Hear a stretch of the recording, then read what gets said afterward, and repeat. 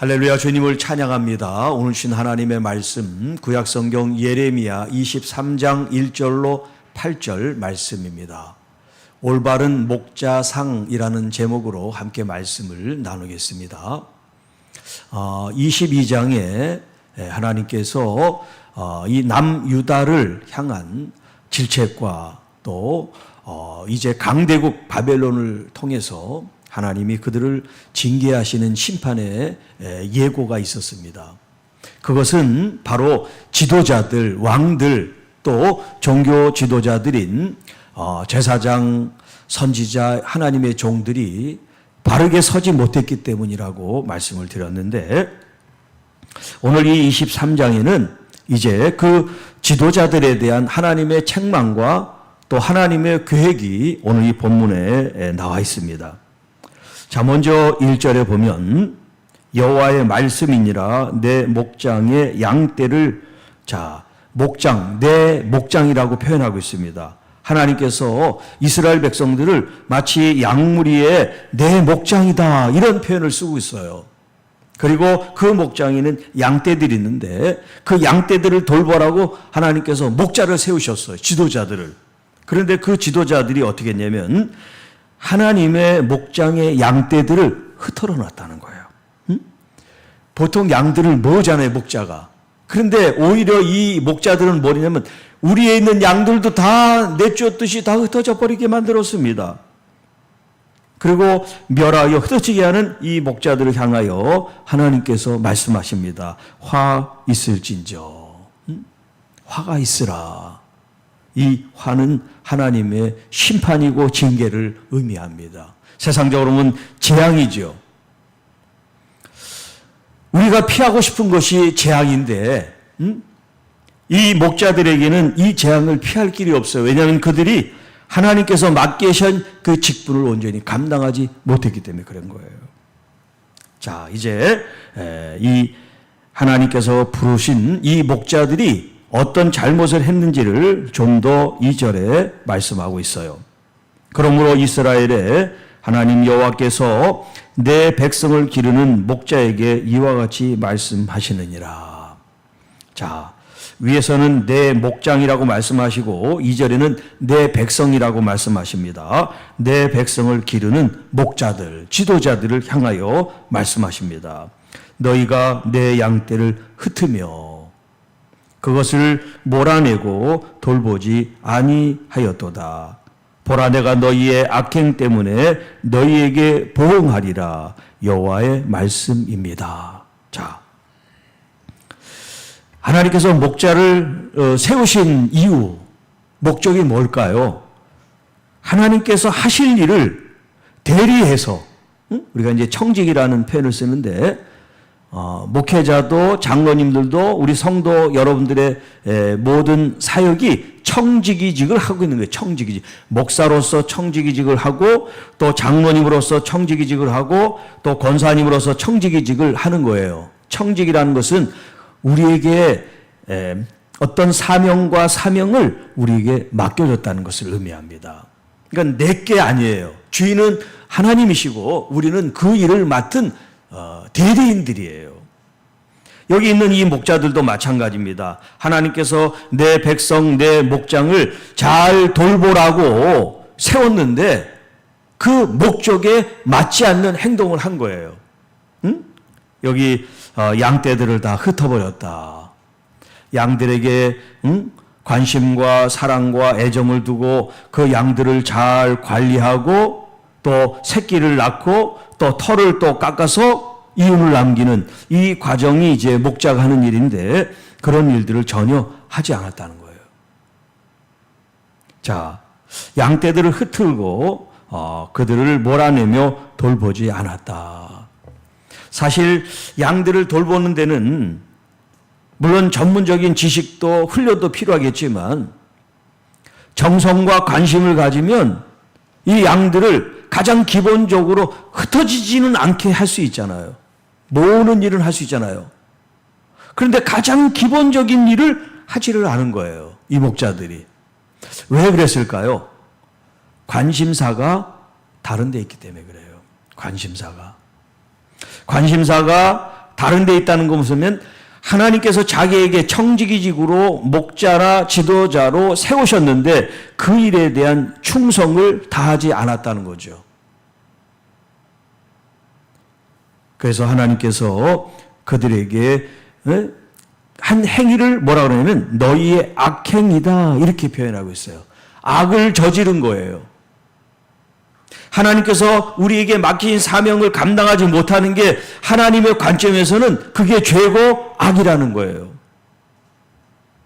그럴 수밖에 없는 게 이들의 목자는 양들에게 관심이 없어요. 어디에 관심이 있을까요? 자기에게 관심이 있어. 자기의 호의호식, 자기의 명예, 자기의 어떤 영광, 자기의 어떤 권세, 여기에 관심이 있어요. 그러니까 양들에겐 관심이 없어요. 자기에게 관심이 있지. 양들에게 관심이 없다는 게 뭐냐면 하나님께 관심이 없다는 거예요. 하나님께서 맡겨주신 그 일이, 오늘 나에게 주어진 그 일이 그냥 단순히 양들을 돌보는 일이 아니라 하나님을 내가 순종하고 사랑하고 청정하고 존중하는 일이 되는 거예요. 그분이 나에게 그 일을 맡겨주셨으니까. 비록 이 일이 구차는 일이고 하찮은 일이고 아무것도 아닌 일이고 어떤 대가도 없는 일일지라도 우리 주님이 나에게 맡겨준 일이기 때문에 그 일이 천하고 그 일이 하찮은 게 아니에요. 왜? 나의 주인님, 나의 왕이신 하나님이 나에게 하찮은 분이 아니시잖아요. 그런데 나에게 그 일을 맡겨주셨단 말이에요. 그 일이 어떤 일이든지 감사할 일이죠. 왜 나한테 이런 일을 하게 했습니까? 그게 아니라. 그런데 이 목자들은 양떼들에게만 관심이 없는 게 아니에요. 하나님에게도 관심이 없어요. 그러니까 하나님 말씀대로 살질 않고 하나님을 떠나서 호의호식하고 자기 배만 불렸다. 그런 표현이 있죠. 자기 배만 생각하는 목자들. 그래서 양들은 삐쩍 말랐다는 그런 말씀을 하고 계세요. 양들은 홀쭉하고 뼈만 앙상하게 남고 목자들은 배가 뚝 그냥 튀어나와가지고 자기만 살겠다고 하는 그 모습을 하나님께서 이스라엘의 목자들과 백성들을 비유했단 말이에요. 하나님에 대해서 관심이 없으니까 하나님께서 맡기신 일도 성심성의껏 하지 않는 거예요. 그러니까 그 양떼들이 이사야 53장에 그 양들이 제 갈 길로 갔다 이런 표현을 쓰죠. 목자들이 이 목장, 이 울타리 안에 보호를 하지 않으면 양들은 흩어질 수밖에 없어요. 양들이 가만히 있는 게 아니라 자기 먹이를 찾아서 간단 말이에요. 그러니까 우리가 필요한 거예요. 우리 그 안에 가둘 수 있게. 그리고 때가 되면 그 우리의 문을 열고 목자가 양들을 인도해 가지고 푸른 초장으로 쉴 만한 물가로 또 인도하잖아요. 그러니까 양들은 목자를 바라보고 목자를 믿고 목자를 순종하고 목자를 따르기만 하면 되는데 이 양들이 참을성이 없어요. 자기 뜻대로 한단 말이에요. 그러니까 가만히 있으면 흩어지라고 하지 않아도 가만히 방치하고 관심을 안 가지면 양들은 다 흩어지게 돼 있단 말이에요. 이 목자들이 한 일이 그거예요. 관심을 가지고 돌보지 않은 악죄. 그걸 하나님이 물으신다는 거예요. 왜 하나님이 왕으로, 왜 선지자로, 왜 제사장으로 그들의 기름을 붓고 그 자리에 있겠느냐. 사람들한테 존경받고 대접받고 그러라고 그런 게 아니라 양들의 자신이 갖고 있는 권세, 능력, 그 힘을 가지고 이 성도들을 혹은 이 백성들을 잘 돌볼 수 있도록 하나님이 그 힘을 위임해 줬는데 그들은 그 힘을 자기를 위해 쓴 거예요. 자기를 위해서. 그래서 하나님께서 그들에게 말씀합니다. 너희의 악행 때문에 너희에게 보응하겠다. 너희들이 한 걸 그대로 내가 갚아주겠다. 내가 내 양떼의 남은 것을 그 몰려갔던 모든 지방에서 다시 모아 다시 그 우리로 돌아오게 하리니 그들의 생육이 번성할 것이다. 자, 지금 1절, 2절은 목자들의 잘못에 대한 예언의 말씀이면 이 3절과 4절은 하나님의 회복의 말씀이에요. 하나님이 세운 이 종들이 잘못해서 양들이 흩어지고 또 죽은 그런 양들도 있지만 하나님께서 때가 되면 그들을 다시 이제 흩어진 그곳에서 다시 돌아오게 하시겠다는 거예요. 그래서 그들의 생육이 번성하게 될 것이고 내가 그들을 기르는 목자들을 그들을 위해 세우리니 이제 이전 목자들이 아니에요. 새로운 목자들을 하나님이 그들을 위해 세우시겠다는 거예요. 그래서 그들이 다시는 두려워하거나 놀라거나 잃어버리지 아니하리라. 하나님의 말씀에 따라 양들을 잘 돌보고 또 하나님의 뜻대로 성심을 다하여 양무리들을 돌보는 이 목자들을 하나님께서 세우시게 하는데 그 하나의 실예가 뭐냐면 5절, 6절에 이 목자의 이상, 표준, 표본, 올바른 목자상에 대한 말씀을 여기 이제 5절, 6절에 하고 계십니다. 여호와의 말씀이니라 보라 때가 이르니니 내가 다윗에게 한 의로운 가지를 일으킬 것이다. 자, 다윗에게 한 의로운 가지를 일으킨다는 것은 뭐냐면 바로 메시아를 가리키는 거예요. 하나님의 아들 예수 그리스도를 예언하는 거예요. 지금 이 예레미야가. 자, 그는 왕이 되어 지혜롭게 다스리며 세상에서 정의와 공의를 행하실 것이고 그의 날에 유다는 구원을 받겠고 이스라엘은 평안히 살 것이며 그의 이름은 여호와 우리의 공의라 일컬음을 받으리라 그랬어요. 자, 메시아 하나님의 아들을 가리키는데 자, 왕이 되어 이런 표현이 있어요. 야, 왕이 되어. 근데 예수님이 실질적으로 왕이 된 적이 있나요? 없어요. 오히려 유대인들은 시오니즘이라고 해가지고 이런 왕의 권세를 가진 영국을 기다렸어요. 이스라엘은 우리 강원도 같은 그런 땅 정도 되는 아주 작은 나라예요. 그러니까 주변에 있는 강대국들이 얼마나 이 이스라엘을 만만하게 보고 침략을 하고 또 여러 가지 강탈과 노력질을 했겠어요. 자, 그러니 그들은 항상 뭐를 바라보고 희망했냐? 전설적인 어떤 그런 영웅이 나타나가지고 자기 민족을 구원해서 더 이상 이런 악한 나라들로부터 침략을 당하지 않게 하는 그런 왕을 그들이 꿈꿨단 말이에요. 그리고 성경에 그런 모습을 하고 있는데 바로 하나님의 아들 메시아가 그런 모습으로 올 것을 지금 기다리고 있어요. 지금도 기다리고 있어요. 그런데 여기 오늘 예레미야를 보더라도 자, 왕이 되어 그렇게 표현했는데 실질적으로 예수님이 왕이 되신 적은 없어요. 그런데 예수님이 왕으로 오셨단 말이에요. 왕으로. 나귀를 타고 예루살렘 성에 입성하는 그 장면을 향하여 이미 예언하기를 겸손하신 왕, 평화의 왕이 예루살렘에 오셔서 십자가를 매달리는 그런 말씀을 이루시는 거예요. 세상의 왕은 힘과 권력으로 다스리지만 성경에서 말한 이 왕은 자기 자신이 제물이 되고 희생이 되는 그런 솔선수범하는 목자상의 왕이란 말이에요. 그러니까 이스라엘 사람들이 전혀 기대했던 것과 전혀 다른 모습으로 예수님 오시니까 예수님을 하나님의 아들로 영접하고 받아들일 수가 없는 거예요.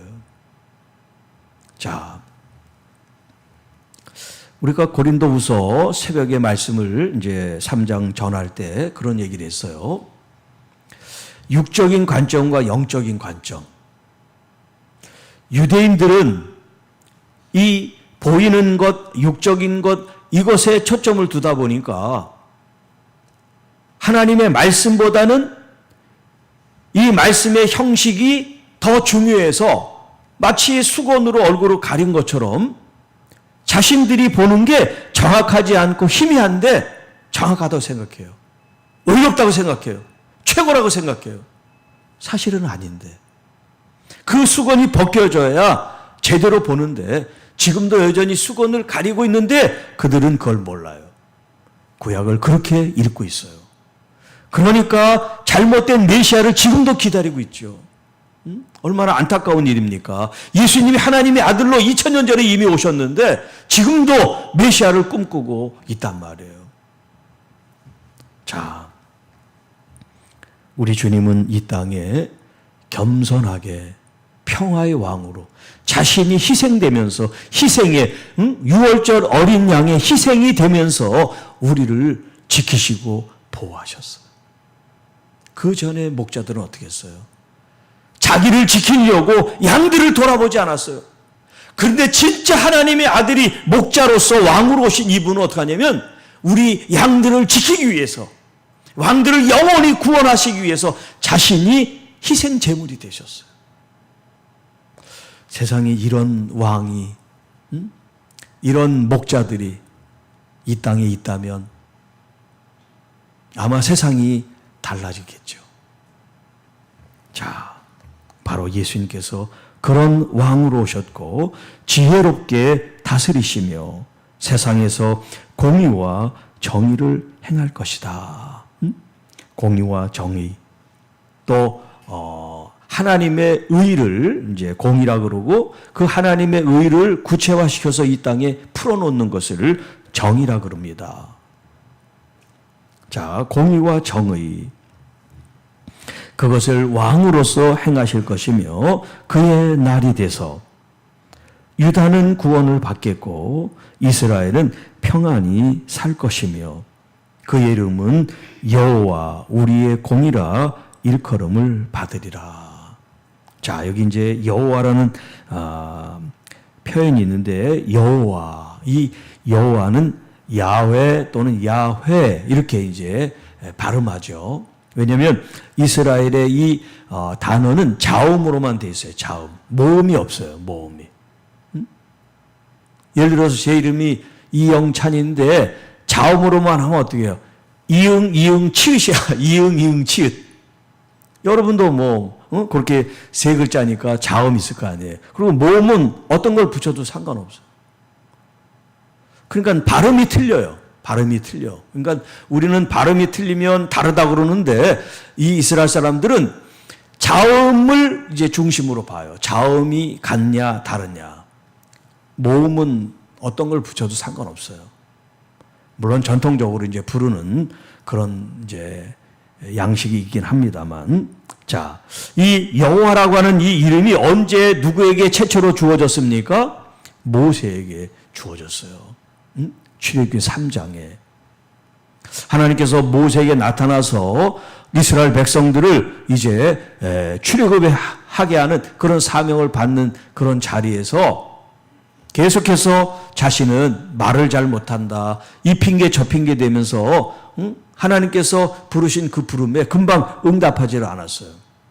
그리고 계속해서 하나님께서 그 사명을 맡기시니까 이제 자기 동포들한테 나에게 준 이 사명을 너희가 누가 줬냐? 그러면 내가 뭐라고 이름을 얘기를 해야 됩니까? 그랬을 때 하나님께서 주신 이름이 여기 이제 구약에는 나는 스스로 있는 자다. 그렇게 이제 번역을 했는데요. 나는 나다라는 말이에요. I am that I am. 나는 나다. 그러니까 하나님께서 자신을 이름을 얘기를 할 때 무슨 이름이 따로 있는 게 아니니까 그냥 나는 나야 이렇게 얘기한 거예요. 나는 나. 거기에 뭐 더 붙일 게 없어. 하나님께서 나는 나다 이렇게 하셨단 말이에요. 이게 야훼라는 말이에요. 야훼. 자, 그런데 이 야훼라는 말이 이제 자음으로 4개의 자음으로 돼 있어요. 야훼라는 이 말이.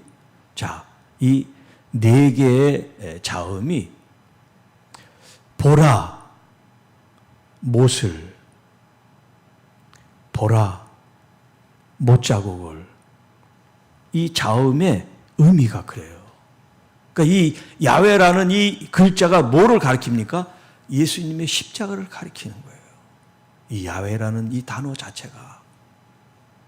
나는 나다라고 하는 이 풀이가, 이 글자의 풀이로 보면 예수 그리스도의 그 못과 십자가에 달린 주님을 보게 한다는 거예요. 그래서 여호와, 이 여호와는 바로 예수 그리스도를 의미해요. 여호와 우리의 공의라 일컬음을 받으리라. 왜냐하면 그동안 왕들이 공의를 행하지 않고 전부 다 사리사욕과 불법과 편견과 그리고 금품 이런 물질에 눈이 어두워서 하나님의 의를 행하지 않았기 때문에 백성들이 가난하면 죄가 더 많아지고, 죄가 많아도 돈 있는 사람들이 돈으로 그 죄를 매수하면 무죄가 되는 이런 세상에 이제 하나님께서 예수 그리스도 참된 목자의 상을 통해서 하나님의 나라를 이 땅에 구현하기를 원하시는 거예요. 그러므로 여호와의 말씀입니다. 보라, 날이 이르리니 그들이 다시는 이스라엘 자손을 애굽 땅에서 인도하여 내신 여호와의 사심으로 맹세하지 않고. 자, 그동안 이스라엘 백성들에게 하나님께서 말씀하시기를 애굽에서 인도하신 여호와다 하는 그런 말씀을 많이 하세요. 그런데 이스라엘 백성들은 그 애굽에서 출애굽시키고 새로운 땅과 새로운 약속을 허락하신 하나님이신데 그 하나님을 배반했어요. 일주일도 안 돼가지고 금송아지를 만들어서 그 금송아지 목에다가 애굽에서 우리를 인도해낸 신 이렇게 이름을 붙였어요. 하나님이 졸지에 금송아지가 돼버렸어요. 모세는 시내산에서 돌판에 하나님 말씀을 받고 있는 그 과정 가운데 이 지상에선 그런 일이 있었어요. 산 아래서는. 그래서 하나님의 진노를 이제 모세가 가서 보고서 기가 막히니까 하나님이 주신 돌판을 갖다가 땅에 내던져서 깨트려 버렸어요. 너무나 화가 나가지고. 하나님을 인도한 게 금송아지가 아니라 살아계신 야훼 하나님이신데 하나님을 그렇게 섬기니 하나님께서 얼마나 마음이 아프셨겠어요.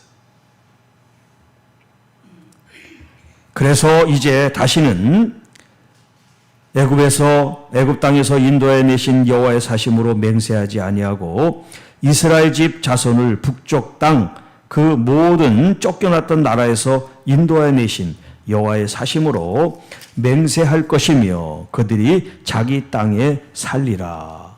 자, 이 말씀은 이제 이 예레미야의 사역 끝에 이 남유다가 바벨론에 의해서 멸망을 당할 거예요. 아직 멸망당하지 않았지만 이제 곧 그런 일이 일어날 거예요. 그런 하나님의 심판으로부터 70년이라고 하는 시간이 흘러서 죽은 사람도 있고 태어난 사람도 있고 그 세대가 바뀌면서 하나님께서 그 바벨론에서부터 이제 이 이스라엘로 자손들을 다시 모으세요. 그래서 그 땅에서 새로 시작하게 하시는 이제 말씀이 오늘 이 본문이에요.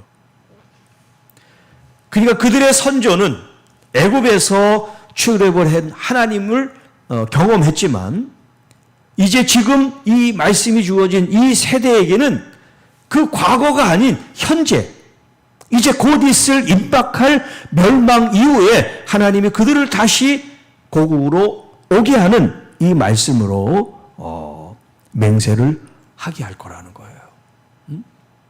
그러니까 지금 이 7절에 있는 말씀이 아닌 8절에 있는 말씀으로 하나님께서 맹세하게 한다는 것은 뭐냐면 지나간 과거로 하나님이 역사하고 싶은 게 아니라 앞으로 일어날 일을 가지고 하나님께서 하시는 일들을 너희들이 보아라, 이런 얘기예요. 자, 여러분, 우리가 신앙생활하면서 과거에 우리의 경험들 있잖아요. 우리가 어떤 체험을 하고 또 어떤 은혜를 받고 했던 그런 과거의 경험이 있죠. 그 과거의 경험이 사실 오늘 우리를 있게 한 거예요. 그런 과거들이 지금 현재 나를 있게 한 거예요. 자, 그리고 지금 현재 나의 이런 은혜와 또 주님과의 이런 깊은 관계를 통해서 우리의 앞날, 우리의 미래가 정해지는 거예요.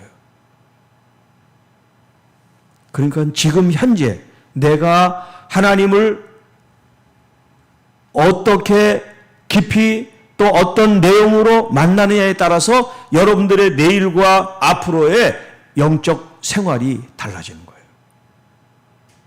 과거가 현재를 만들었지만 현재가 우리의 장래를 만들어 나간다는 거예요. 그러니까 과거에 내가 잘한 것 때문에 지금은 아무것도 안 하면 앞으로도 아무것도 안 되는 거예요. 지금 내가 하나님의 말씀을 가지고 신실하게 온전히 붙들고 살아야 내일이라는 장래 그 이후의 날들이 하나님 보시기에 아름다운 날이 되지요.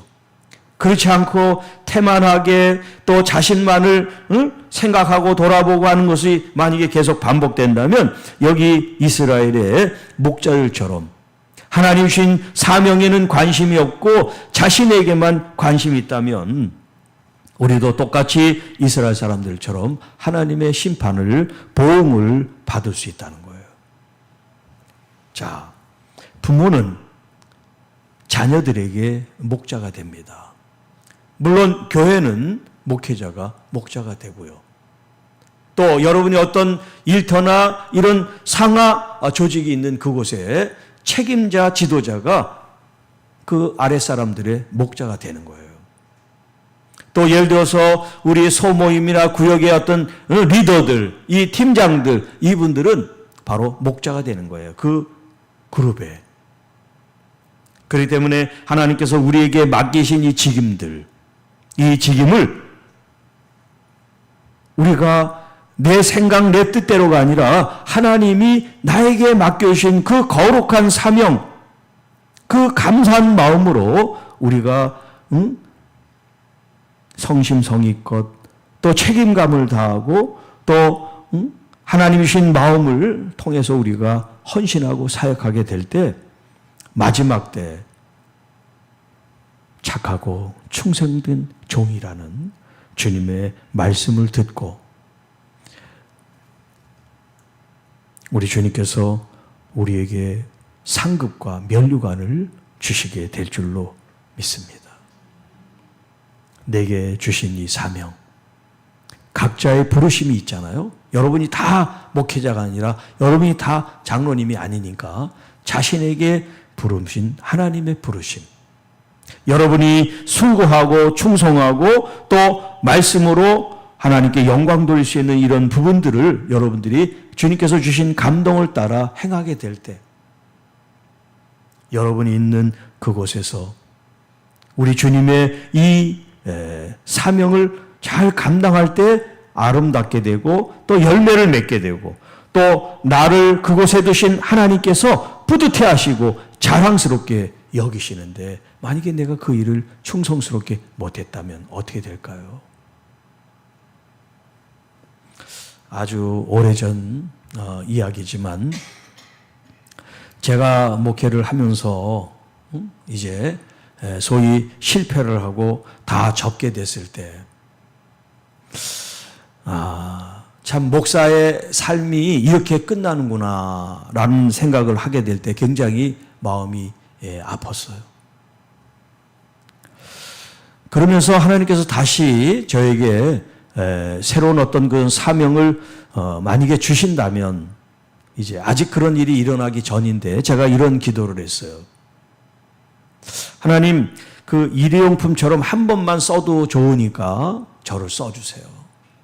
그동안은 저의 생각대로 저의 뜻대로 제가 사역을 하고 저의 목양을 했다면 이제 하나님께서 다시 저에게 기회를 주신다면 하나님의 그 말씀대로 뜻대로 내가 한 번 쓰임받고 제가 주님 앞에 가도 좋겠습니다. 그런 표현을 했어요.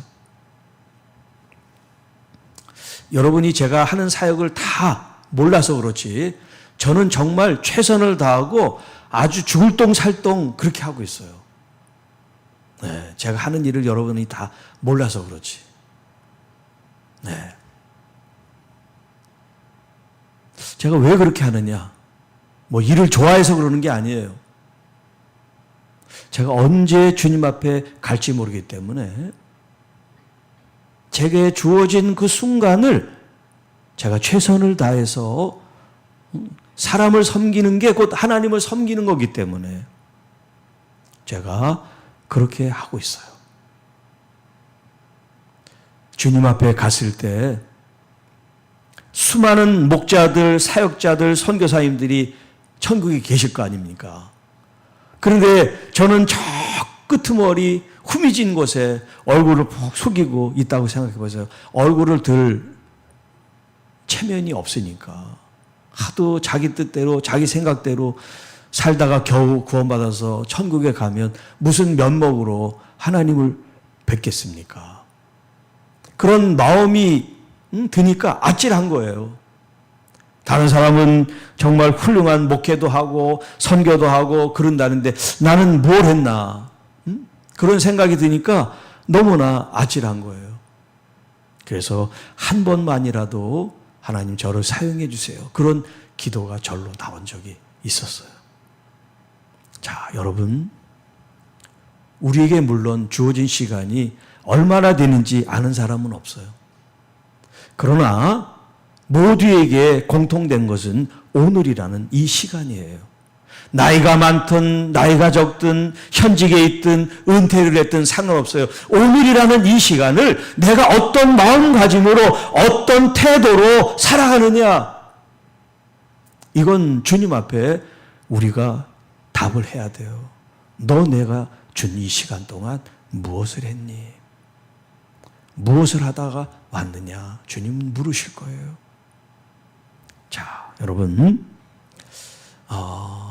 여기 징계받고 또 하나님의 책망을 받은 목자가 아니라 정말 올바르신 목자상을 가지고 우리들을 희생하며 섬긴 예수 그리스도 하나님의 아들 메시아의 그 참 모습을 닮은 우리 목회자들, 우리 장로님들, 우리 권사님들, 모든 성도들이 될 수 있도록 우리가 주님을 바라보고 또 주님의 그 마음을 따라가려고 하고 또 우리 여러분들이 또 기도하고 중보하고 함께 함으로 해서 우리 교회와 한국교회가 정말 하나님의 징계가 아닌 하나님의 사랑과 은총을 입는 마지막 때 상급과 면류관을 받는 그런 목회자들과 우리 장로님들과 우리 모든 직분자들이 돼서 하나님께 영광을 돌리기를 간절히 원합니다.